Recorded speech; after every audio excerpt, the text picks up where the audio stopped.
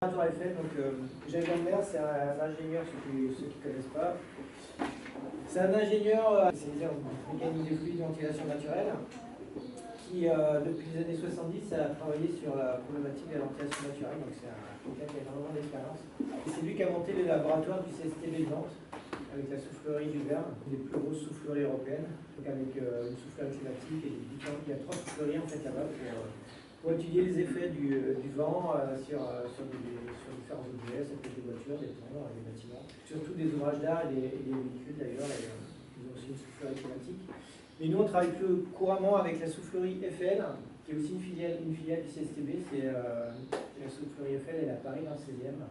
Si vous passez à Paris, il faut aller le voir. Une soufflerie qui a été créée par Gustave Eiffel, il avait 70 balais, il avait encore le cerveau qui ne fonctionnait pas trop mal, et il se posait la question, comme beaucoup de gens, c'était des débuts de l'aviation. Comment volent les avions? Tout le monde croyait que les avions s'appuyaient sur l'air. En fait, c'est lui qui a montré que l'avion il est sustenté par la dépression créée par la forme, par l'extrados. Et la différence de forme entre l'intrados et l'extrados de la voile, il est en suspension. En fait. Et c'est avec c'est en soufflerie, la soufflerie qu'il a faite là-bas, qu'ils ont pu montrer ça. Et cette soufflerie que les monuments historiques fonctionnent toujours. Alors, ils ont rénové les moteurs, mais la veine elle-même, c'est-à-dire l'endroit où on place les maquettes, qui fait à peu près 2,50 m de diamètre, c'est une espèce de cylindre, fonctionne toujours et elle nous sert pour un certain nombre de travaux, dont certains je vais vous présenter là, pour mieux comprendre comment fonctionne la ventilation naturelle dans les bâtiments. Donc Jacques, on l'a rencontré en fait avec Michel, à partir des années 2000, on a fait très rapidement des bâtiments bioclimatiques, mais on avait compris qu'il fallait utiliser la ventilation naturelle, mais on faisait un peu de manière intuitive. Donc on essayait d'avoir des outils prédictifs pour mieux comprendre le comportement des bâtiments en ventilation naturelle. Et pour nous, l'idée de l'objet, c'était de trouver un logiciel qui nous permette de modéliser le comportement de ces bâtiments. J'en avais parlé à Fabien Pugirard, qui était à l'époque animateur à l'ADEME d'un certain nombre de formations et qui encadrait toutes ces problématiques de bâtiments, et l'ADEME pour les bâtiments. Et dans le cadre d'une formation que je faisais, Manuel, j'ai pas un logiciel, par contre j'ai quelqu'un qui a rencontré. Et c'est là qu'on a commencé à travailler ensemble, parce que en fait, lui, il avait des réponses à toutes les questions qu'on se posait. Et donc depuis maintenant un peu plus de 10 ans, on travaille ensemble sur beaucoup de nos projets, et le plus en amont possible, et vous verrez pourquoi, parce que c'est vraiment fondamental dans la compréhension, parce que ça reste quelque chose de très complexe. Donc on va d'abord faire quelques petits rappels, même c'est assez rapide pour que ceux qui sont un peu moins dans la physique et du bâtiment soient un peu déconnectés, savoir de quoi on parle. Donc avec le contexte, quelques définitions et les principes physiques qui vont gérer en fait ces problématiques de ventilation. Et après ça, je vais plus parler de la ventilation en elle-même avec ses différentes dimensions, comment ça fonctionne, avec un objet isolé, un objet dans un contexte, dans l'urbanisation. Comment est-ce qu'on peut essayer d'affiner tout ça pour optimiser le fonctionnement de nos bâtiments. Et après ça, bon, il y a des exemples que je vous montrerai, mais je pense que aller faire une petite visite là-bas, ça sera encore plus intéressant pour ressentir les effets de la ventilation sur le corps, puisque c'est bien l'objet de notre propos. Donc d'abord, il faut bien comprendre qu'on se place dans une conception bioclimatique, c'est-à-dire que ce n'est pas juste la ventilation naturelle qu'on isole d'un truc et qu'on regarde comme quelque chose en soi, et puis le reste vient après, ou le tout, on ne sait pas comment, c'est une conception globale, on appelle une approche holistique. Un peu ce que je raconte souvent, c'est vous demandez à des marmailles de 6 ans, il y a 2 super bâtiments, je les appelle 2 super bâtiments HQE, donc pour un marmaille, ça ne parlera pas trop, mais c'est exactement les mêmes. Il y en a un qui est au milieu d'une forêt, il y en a un qui est au milieu d'un parking, comme ici, et vous demandez à un enfant dans lequel il souhaiterait vivre, manger, travailler. C'est marrant parce qu'ils ont tous la même réponse, et on fait tous exactement l'inverse. C'est-à-dire qu'aujourd'hui, on a énormément de bâtiments qui sont autour de parking, dans des milieux qui sont dégradés, et le comportement des bâtiments va énormément dépendre en fait du contexte, et encore plus en milieu tropical. L'idée, c'est d'avoir une approche globale, donc c'est ce qui est un peu marqué là, le tout est plus que la somme des parties, c'est-à-dire que en fait, plutôt que de concevoir avec ses connaissances propres, chacun dans son coin et chacun son tour, l'idée c'est qu'effectivement, ce qu'on ne fait pas assez sûrement, qu'on essaie de faire le plus possible à l'agence, quand on commence à bosser sur un projet, c'est de réunir tout le monde, architecte, ingénieur, paysagiste, etc., pour discuter autour du projet, pour essayer d'augmenter la somme de nos connaissances, pour sortir des idées nouvelles qu'on n'aurait pas sorties en travaillant successivement les uns à les autres sur le projet. Et ça, je vous assure que ça marche vraiment super bien. Quand on le fait, ça marche bien. Alors malheureusement, souvent, et c'est vrai que on va s'auto-flageller, qui par le temps, on a un peu tendance à l'oublier sur les projets standards, un peu moins sur les concours, parce que sur les concours, on a quand même commencé à mettre ça en place. Mais c'est fondamental parce que ça permet effectivement d'aller beaucoup plus loin. Donc en fait, de quoi on va parler? On va parler de conception passive par opposition à la conception active.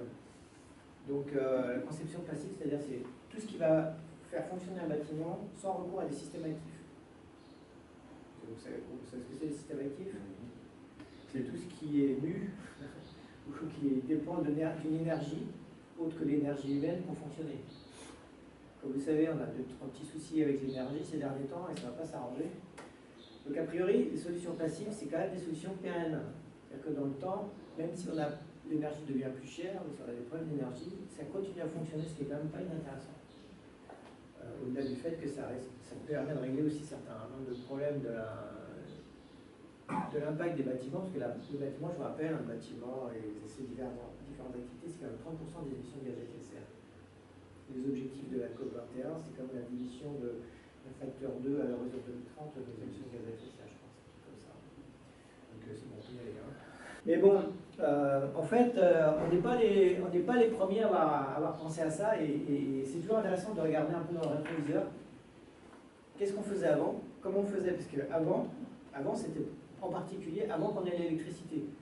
L'électrification dans les campagnes françaises, c'est pas si vieux que ça. Hein. Ça arrivait entre les années 30 et les années 50, peut-être un peu plus tôt dans certains coins, mais c'est quelque chose de relativement récent. Et comment est-ce qu'on faisait avant? Comment est-ce qu'on faisait avant, en milieu tropical, pour que les gens ne meurent pas dans les bâtiments qu'ils concevaient?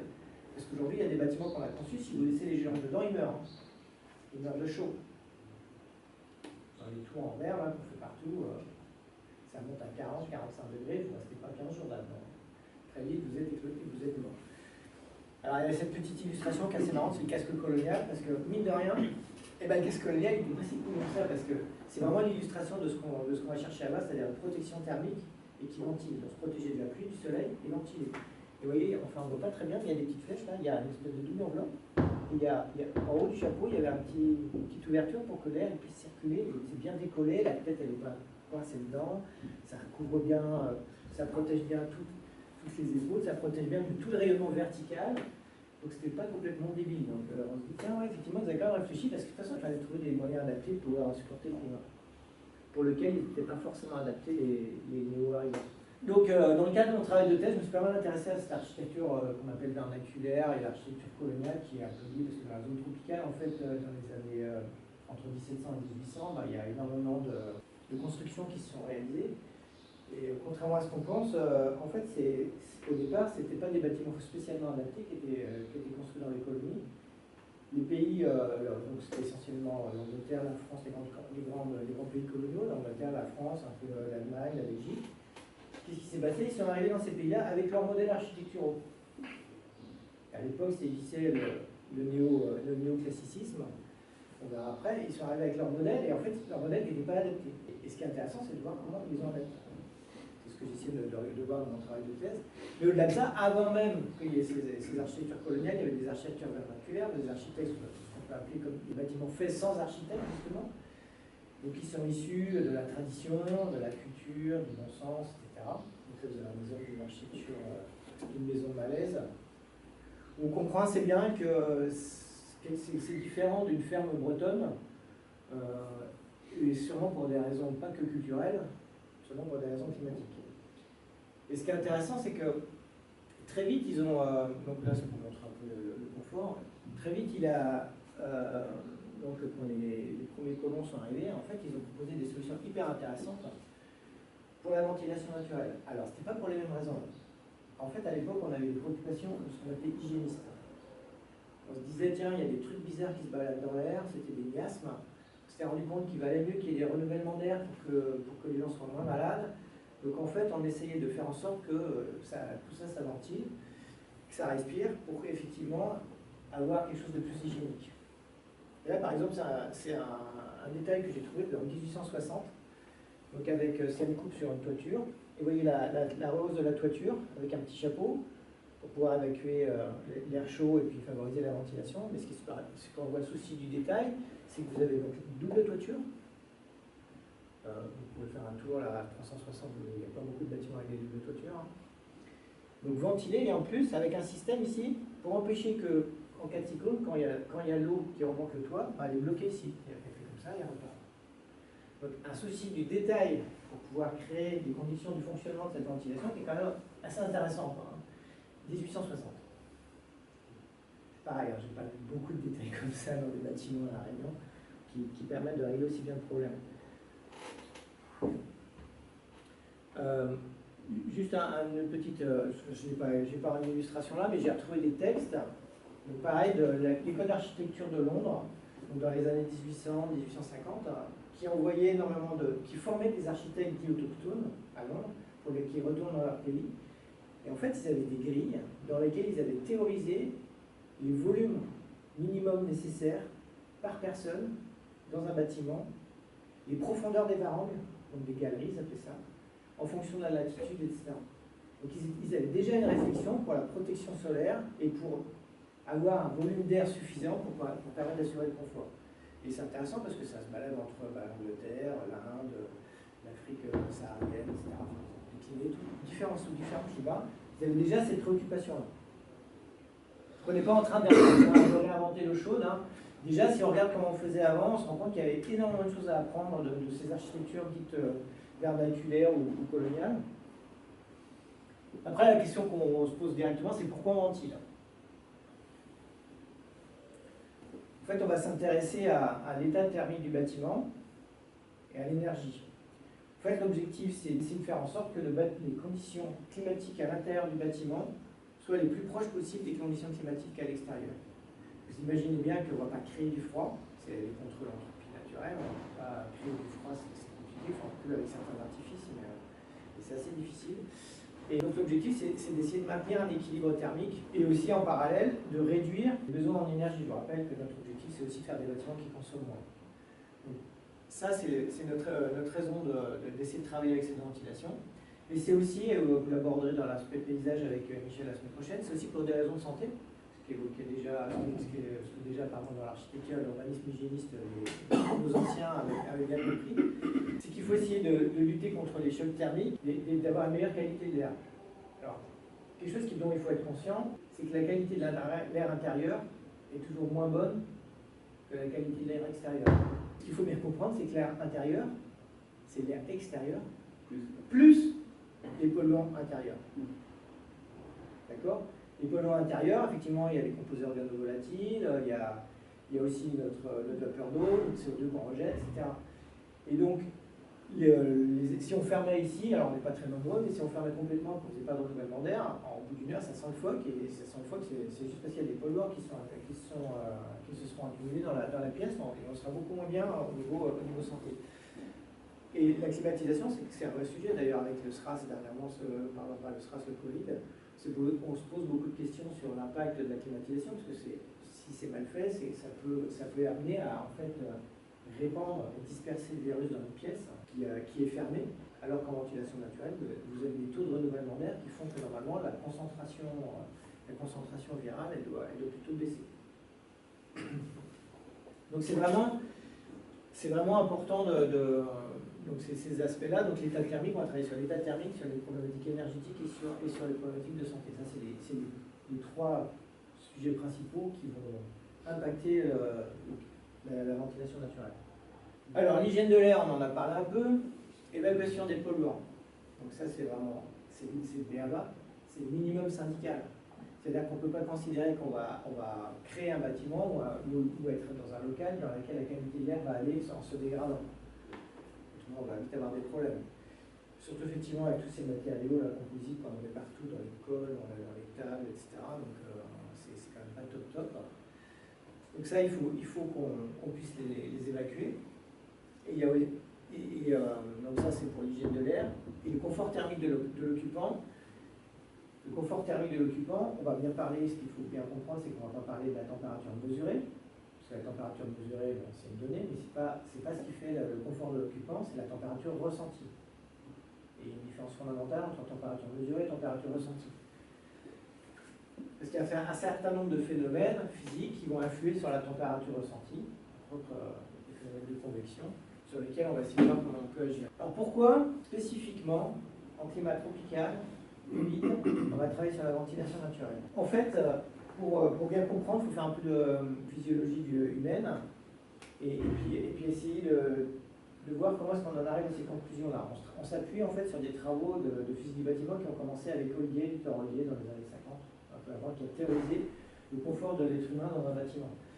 Parce que c'est bien ça l'objectif, c'est pas que le bâtiment soit confortable, c'est que les gens qui sont dedans soient en confort. Donc pour ça, en fait, on travaille sur les données température, hygrométrie et vitesse de l'air. Ce sont des éléments qui vont influer sur la notion de confort. En fait, à chaque zone climatique, il y a une stratégie bioclimatique adaptée. Ça, je ne vais pas trop... ça aurait peut-être pas mal que je montre un diagramme de Giovanni qui explique ces différentes stratégies. Par exemple, en tropical sec, la stratégie gagnante, ça ne va pas être la ventilation naturelle. Pourquoi? En tropical sec, déjà, les températures, c'est pas du tout comme en tropical humide, ça peut monter beaucoup plus haut. Par contre, il y a une grosse différence, c'est... Pardon? L'humidité. Et le degré d'humidité influe énormément sur la sensation de confort. La différence fondamentale aussi, c'est que entre un climat tropical sec et un climat tropical humide, c'est effectivement l'évolution de la température tout au long de la journée et de la nuit. Dans un climat tropical humide, il y a très peu de différence de température aujourd'hui, il y a entre 5 et 5-6 degrés, alors que dans un climat tropical sec ou aride, c'est beaucoup plus important. C'est-à-dire que ça peut descendre à 15-20 degrés la nuit et monter à 35-40 dans la journée.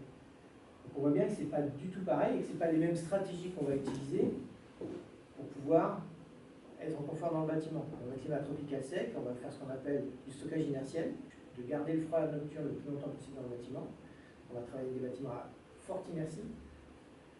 Et on va faire de la ventilation nocturne. C'est-à-dire qu'on essaye au maximum pendant la nuit de décharger le bâtiment de tout ce qu'il a accumulé dans la journée pour le rafraîchir au maximum et après ça de garder ce frais le plus longtemps possible dans la journée. Donc c'est les images qu'on a, oui. Oui, dans ce cas-là, les problématiques de qualité d'air sont traitées comment? Elles sont traitées par le volume que tu vas avoir dans ta pièce et puis un minimum de ventilation, mais il faut vraiment le réduire à des... on va voir tout à l'heure les volumes en jeu entre le renouvellement d'air hygiénique, donc ce dont tu as besoin pour faire du renouvellement d'air hygiénique, avoir de la qualité d'air dans ton bâtiment, et la ventilation naturelle de confort, ça n'a rien à voir. Rien à voir. Donc tu auras des déperditions, tu vas assurer le renouvellement d'air, mais pas plus. Au minimum. Voilà. Mais en plus, accessoirement, quand tu stockes dans des murs en terre, c'est idéal, en béton, on n'a pas le choix, on va éviter.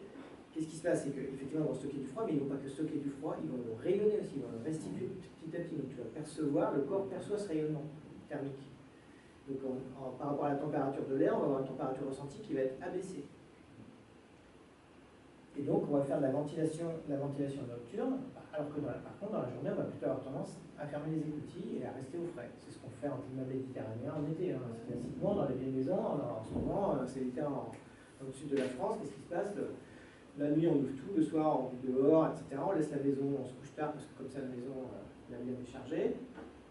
Quand ça s'est rafraîchi, on rentre dans la maison, on laisse les fenêtres ouvertes toute la nuit, le matin, quand le soleil se lève, on ferme les volets avec les persiennes. Et on garde ce frais à l'intérieur le plus longtemps possible. Mais ça, c'est pas du tout la stratégie payante en climat tropical humide. Parce que comme il y a un faible delta de température journée, vous ne pouvez pas stocker ce froid nocturne, très peu. On va gagner 1 degré, si on a fait des tests, après on va gagner 1 degré. Et donc on ne peut pas jouer là-dessus. Donc la seule chose sur laquelle on peut compter, c'est effectivement sur la ventilation. Pour rappel, la température de confort, et non pas la température mesurée, température de confort, on considère qu'elle est comprise entre 20 et 28 degrés. Alors c'est pour la majorité des individus, il y en a qui vont vous dire à 20 je commence à me geler, ou à 28 je pète déjà de chaud en température ressentie. On est bien d'accord qu'on parle de moyenne des gens, il y a toujours des cas particuliers, des gens qui ont des problèmes de régulation thermique, etc. Donc, on essaie de trouver des solutions pour la majorité des gens, pas pour des exceptions, pour lesquels on aura des solutions particulières. Donc on va voir après en détail un peu ces différentes dimensions. Donc l'objectif, et on s'appuie sur ce diagramme-là qui ressemble un peu à un diagramme de Giovanni, donc où on voit en fait la zone de confort qui qui se balade entre 22 et 32 degrés.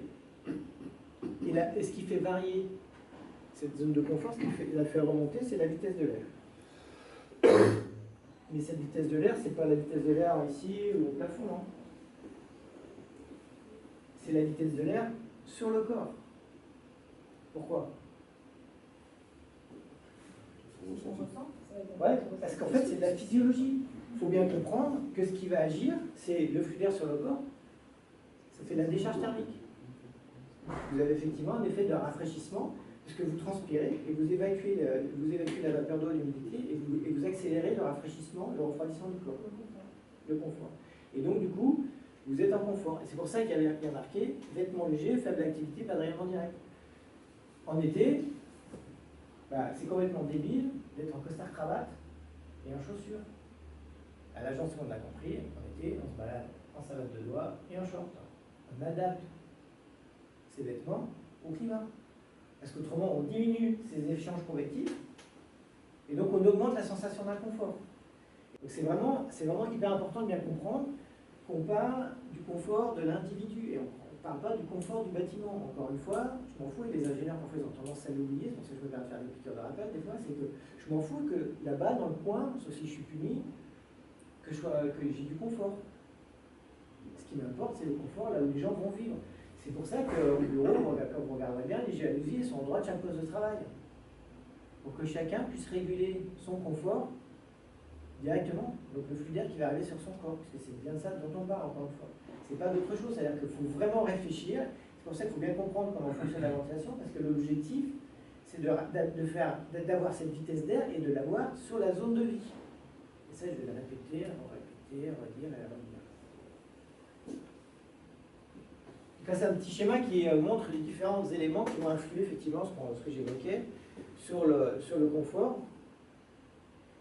Donc, les mesures, ça va être température des parois, température de l'air, vitesse de l'air, l'humidité, le métabolisme, l'habillement intérieur. Les phénomènes physiques, ça va être l'évaporation, pour 24% qui arrive mieux, la convection, 35%, le rayonnement, 35%, et la gestion de nourriture, la digestion, 8%. Donc, on voit bien qu'en jouant sur la convection, c'est de ça dont on parle, on agit sur 35% de notre confort. C'est loin d'être négligeable. Et c'est bien là-dessus qu'on va se concentrer. Alors vous voyez, la conduction par le sol, c'est 1%. Donc pour ça, ce qu'on va rechercher, les ordres de grandeur qu'il faut avoir en tête, c'est pas d'avoir en permanence un cyclone qui traverse la pièce, c'est pas d'avoir une petite brisouille. Notre objectif, c'est d'avoir des courants d'irrigation compris entre 0,5 et 1,5 mètres par seconde. En dessous, c'est peu efficace.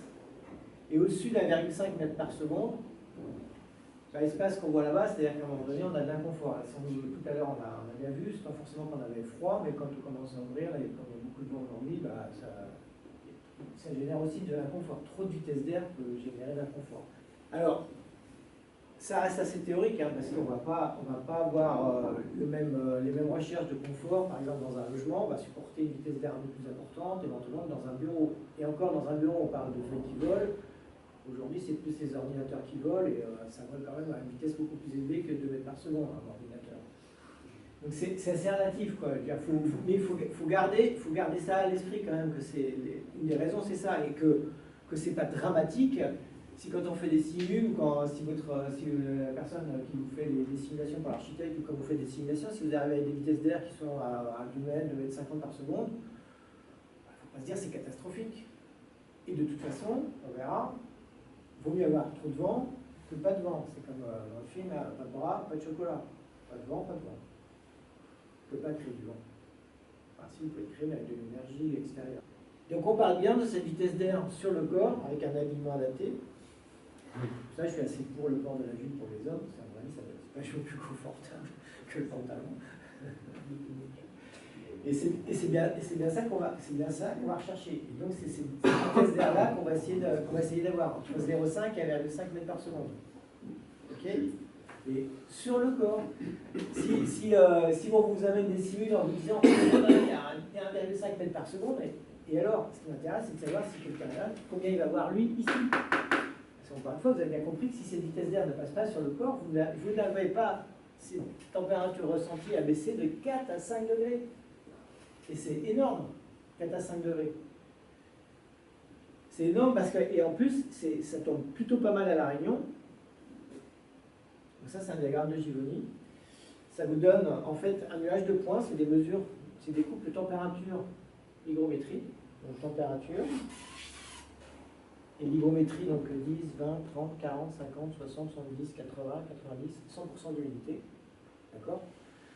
Donc sur une année, sur 6 mois, dans la journée ou dans la nuit, on peut faire extraire ces données. Et c'est pas neutre ce que je vous dis, parce que quand on fait un immeuble de bureau, honnêtement, je m'en tape de savoir s'il est confortable d'aller ou pas. Donc il vaut mieux que j'enlève les données nocturnes qui risquent de polluer mon analyse et de me concentrer sur le vrai problème, ça va être le confort dans la journée. De la même manière que les horaires de travail, ça peut être important. Si vous travaillez sur un bâtiment tertiaire avec des horaires très stricts, où à 16h, il n'y a plus personne dans les bureaux, c'est pas très grave si à 16h30, on va dire plutôt à 17h ou à 17h30, le bâtiment il devient inconfortable. On s'en fiche, il est vide. Et tout ça, c'est autant d'éléments qui vous permettent d'être plus précis et d'optimiser les choses. Donc pour ça, c'est un couple de points assez typique de La Réunion. Et bien en fait, on localise ces couples température-hygrométrie. Et pour savoir si on est en confort ou pas, on a ces polylignes-là qui représentent les zones de confort à différentes vitesses d'air. Alors, tous les points qui sont ici, c'est les points qui sont 20 degrés, vous vous rappelez, entre 20 et 28. Bon, ça, c'est la zone de confort sans vent. En dessous, c'est trop froid. Bon, La Réunion, on n'a pas trop de risques apparemment, enfin en tout cas dans les bas. Par contre, on a tous ces points-là qui sont en dehors de la zone de confort sans vent. Et comment est-ce qu'on, entre guillemets, rattrape ces points-là? Et bien en fait, c'est en ayant une vitesse d'air sur le corps qui va permettre d'augmenter la période de temps, enfin la fréquence, ou la période de confort. Donc ça élargit la zone de confort. Donc quand on est ici, on n'a peut-être plus que 30% des points qui sont en dehors, voilà, 30% de confort. Et si on élargit jusqu'à 1 mètre par seconde, on se rend compte qu'on a quasiment plus de points, ou très peu, qui sont en dehors de la zone de confort. Alors ça, c'est hyper intéressant parce qu'en fait, à La Réunion, si vous prenez les fichiers météo, on a en saison chaude, et c'est important de le préciser, en saison chaude, on a des températures moyennes maximales qui sont de 32 degrés Celsius. Alors, on va me dire, 32 degrés, c'est pas confortable, effectivement, mais notre objectif, je vous rappelle, c'est d'avoir 1 mètre par seconde, qui va nous permettre de baisser la température de 4 à 5 degrés. Et là, on va arriver à 28 degrés de température ressentie. C'est ce qui nous permet d'affirmer, de dire qu'à La Réunion, si on n'est pas dans un contexte dégradé ou dans un programme spécifique avec énormément de charges internes qu'on n'arrive pas à traiter, normalement, on doit pouvoir garantir le confort sans climatisation artificielle. Alors, ce qui est vrai ici, en ce moment, je suis en train de faire un MOOC avec l'ADEME internationale et je travaille avec des gens de Kuala Lumpur, d'Indonésie, de Thaïlande, du Vietnam. C'est pas pareil. Hein. Quand vous prenez Bangkok, les températures moyennes maximales, en ne sont pas à 32 degrés. Alors ça va être quoi la conséquence? Alors qu'on est en climat tropical humide, on arrête tout, qu'est-ce qu'on fait? Ça va être quoi notre objectif? Plus de vent? Bah tu vas pas créer du vent. Non mais je veux bien passer un endroit Mais oui, mais regarde, si tu es à 34 ou 35 degrés de température moyenne maximale, tu fais tes 1 mètre, tu pousses jusqu'à 1,50 m par seconde, et tu vas rester à 30, 31 degrés.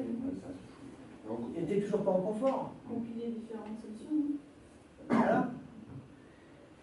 Ce qui est incroyable, c'est qu'on n'arrive pas à se projeter dans les climats chauds comme dans les climats froids. Dans un climat froid, ça ne choque personne de dire que, par exemple en Norvège ou en Suède, en hiver, quand il fait moins 15, moins 20 dehors, on est obligé de mettre le chauffage. Et ça ne veut pas dire qu'on va mettre le chauffage toute l'année non plus. Dans un pays dont les températures moyennes maximales en été vont être supérieures à 32 degrés, avec des taux d'hygrométrie importants, donc en climat tropical humide, qu'est-ce qu'on va faire? On va essayer effectivement, pour tous les moments de l'année, éventuellement même de la journée, où on est en dessous de on est autour de ces 32 degrés, de travailler en ventilation naturelle. Et puis quand ça passe au-dessus, ping, On met la clim en route, mais on va la mettre le moins possible. Aujourd'hui, à La Réunion, il y a des bâtiments qui sont climatisés 6 mois par an. Alors qu'ils devraient l'être 0, vous l'avez compris. Aujourd'hui, en Indonésie, dans certains pays comme ça, c'est climatisé 100% de l'année. Et si on climatisait que 6 mois par an, vous vous rendez compte, 50% d'économie. La clim, c'est 50% aussi, quasiment de la consommation d'un bâtiment. C'est-à-dire 25% d'économie annuelle sur une consommation d'énergie, ce qui est énorme. Vous imaginez si à l'échelle de tous les bâtiments tertiaires de la zone tropicale qui représentent un tiers de la population mondiale, on économise 25% de consommation énergétique. On aura déjà fait un sérieux pas vers l'optimisation de notre bilan carbone. Donc l'enjeu, il est bien là. Donc c'est hyper important. C'est pour ça que chaque fois que je commande, que je fais une candidature, je vais voir mes copains de logis, sortez-moi le diagramme de Givoni de la zone où on est. Parce que je veux évaluer mon potentiel de ventilation interne, je veux voir quelle stratégie bioclimatique je vais utiliser. Est-ce que ça va être très compliqué? Est-ce que ça va être super facile?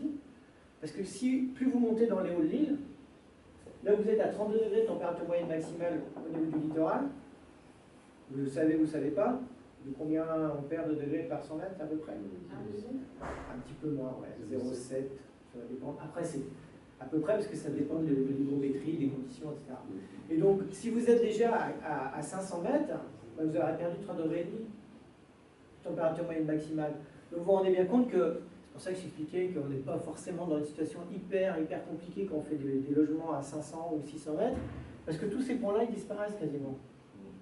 Quasiment avec 0,5 mètres par seconde, c'est quand même beaucoup moins compliqué, on arrive à rester en confort. Donc on voit que notre nuage de points il se concentre comme ça, il a tendance même un peu à se déplacer ici, et parfois quand on est dans les hauts de l'île, on se rend compte qu'on est dans la zone d'inconfort qui est en dessous de 20 degrés, et là qu'est-ce qu'on va avoir comme stratégie bioclimatique quand on est en zone fraîche? C'est comme dans tous les pays frais, qu'est-ce qu'on va faire? L'isolation, mais surtout pour avoir l'isolation, bon, tu vas garder ta chaleur à l'intérieur, mais ça ne peut pas suffire, si tu veux renouveler l'air, tu vas quand même te refroidir. Ben, tu vas faire du solaire passif.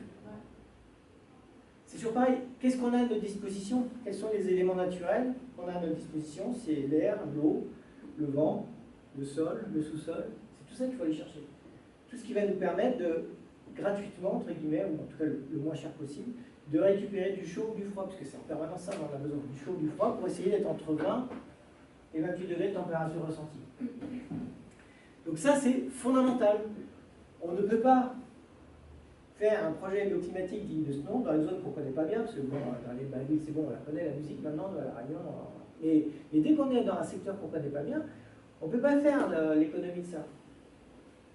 Et si on va travailler à Mayotte, ça sera encore différent, parce que vous verrez les points, ils seront encore plus comme ça et un peu plus haut. Donc on va se rendre compte qu'il faut aller chercher même de 1,5 mètre par seconde. C'est-à-dire qu'on va récupérer quelques points en haut ici, là, encore à l'extérieur. Et donc ça veut dire qu'il faudra être encore plus performant au niveau de la ventilation, alors qu'il y a moins de vent. Donc c'est encore plus complexe. Donc on ne peut pas se permettre, quand on analyse un bâtiment de logement à Mayotte, de dire, à la limite, il faut être encore plus exigeant qu'à La Réunion, parce qu'on sait que ça va marcher moins bien, et que le climat est plus compliqué. Donc, vous voyez, c'est vraiment important, et c'est pour ça qu'on parle de bioclimatique, parce qu'en fait, ça part d'une analyse climatique. Si vous ne comprenez pas le climat de là où vous êtes, c'est même pas la peine, vous faites n'importe quoi. Vous appliquez des recettes de cuisine, mais c'est pas ça qui fait un bon repas, hein, vous savez. Il faut aller un petit peu plus loin. Le contexte de la ventilation naturelle. Donc, ventilation sanitaire, c'est pas une petite piqûre de rappel, c'est évacuation des polluants liés à l'occupation, donc vapeur d'eau, monoxyde de carbone, dioxyde de carbone, et tout le reste.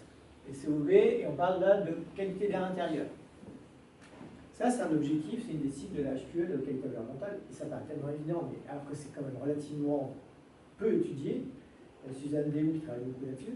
Alors qu'accessoirement, c'est quand même avec ça qu'on vit, hein, avec l'air. Et la qualité de l'air, elle est hyper importante. Et on se rend compte qu'il y a des études qui commencent à être assez connues maintenant sur le syndrome des bâtiments malsains, c'est-à-dire qu'il y a des bâtiments qui rendent les gens malades physiquement. Dans les hauts de l'île, un bâtiment mal ventilé, ça veut dire beaucoup de formation de moisissures. Et à l'extrait, il y a des moisissures qui sont toxiques. C'est avec qui je discutais C'est avec toi. Il habite dans les Hauts, dans sa famille, tout le monde est asthmatique. Pourquoi? Parce qu'ils habitent dans des bâtiments humides, qui sont accessoirement sans doute mal ventilés. Et donc du coup, vous avez des moisissures qui affectent la qualité de l'air et qui du coup rendent... Et c'est quand même pas rien d'être asthmatique. C'est un vrai... c'est vraiment handicapant. Ça peut être handicapant à l'extrême. Et c'est juste une conséquence d'un défaut de ventilation, un défaut de renouvellement d'air, donc d'accumulation de polluants, et entre autres de vapeur d'eau qui favorise la formation de moisissures. Débit de renouvellement d'air, là, ça va dépendre du type de ventilation qu'on cherche. Et, alors le renouvellement d'air, on l'exprime en volumeur, c'est-à-dire combien de fois par heure le volume de la pièce il est renouvelé en totalité. Un volumeur, c'est 1 fois par heure, 3 volumeurs, c'est 3 fois par heure, etc. D'accord ? C'est ça qu'on exprime. Imaginez, le volume de la pièce, on le dégage et on a de l'air neuf qui vient de l'extérieur. On parle parfois de free cooling ou de surventilation directe. Donc ça, on le dit en période d'occupation des locaux, quand la température extérieure est inférieure à la température intérieure. À ce moment-là, on essaye de récupérer cet air frais. Par exemple, ventilation nocturne des chambres en tertiaire ou le matin dans l'hémisphère. Alors, autrement, on parle de surventilation différée ou nocturne. Là, c'est ce que je vous expliquais, par exemple, pour les climats tropicaux arides et secs. Donc là, on fait de la surventilation nocturne et on fait du stockage inertiel. Donc là, on va avoir besoin de masse thermique, de dalles en béton, de murs lourds pour pouvoir stocker ce frais qui va, dans la journée après, restituer.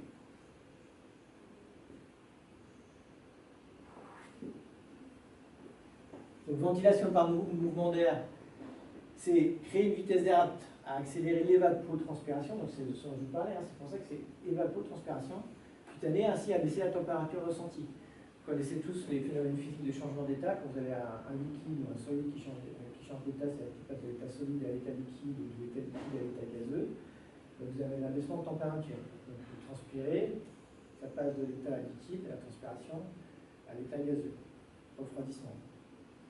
C'est marrant parce que c'est exactement ce que font les végétaux. Ils rejettent leur froid dans l'air. C'est pour ça que c'est hyper intéressant. Un gros arbre, c'est la capacité de rafraîchissement d'un split. C'est loin d'être négligeable. Je pense qu'on a tous vécu. Moi, il y a un exemple qui est frappant à Saint-Pierre. C'est quand on descend la rue Babet, en bas, il y a un énorme bagnan. En été, quand vous passez sous le bagnan, moi je descends souvent en vélo, on sent que l'ombre là, elle est plus fraîche que l'ombre des bâtiments dans lesquels on vient de passer dans la rue. Elle est vraiment plus fraîche. Parce qu'on profite effectivement de un rafraîchissement qui est apporté par arbre. C'est-à-dire que l'ombre d'un arbre, c'est plus froid que l'ombre d'un bâtiment. Parce que l'air est refroidi par l'évapotranspiration, c'est le même phénomène physique. Bon, la vitesse d'air, on en a parlé.